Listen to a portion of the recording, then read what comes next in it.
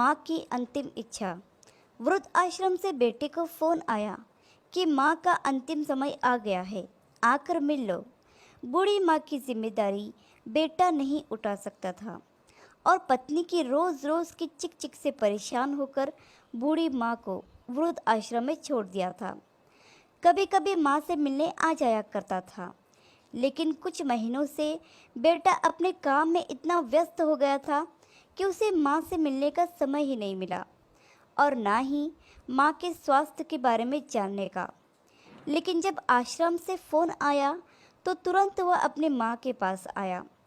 माँ से पूछने लगा, माँ, क्या आपकी कोई अंतिम इच्छा है? बताओ, मैं आपके लिए क्या कर सकता हूँ? माँ के सूखे होठों पर मासूम से मुस्कुराहट फैल गई।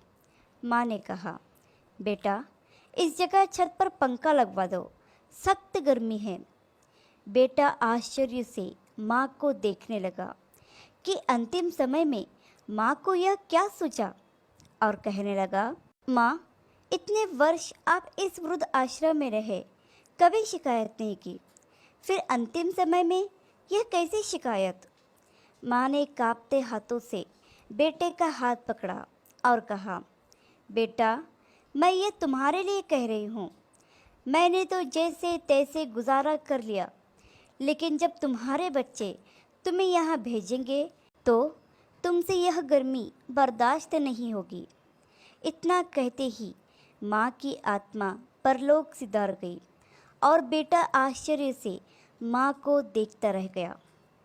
माता पिता के साथ तुम्हारा व्यवहार, तुम्हारा बर्ताव एक ऐसी कहानी है जिसे लिखते तो तुम हो, लेकिन तुम्हारी औलाद तुम्हें पढ़कर सुनाती है। आशा करती हूँ कि छोटी सी कहानी आपको पसंद आई होगी।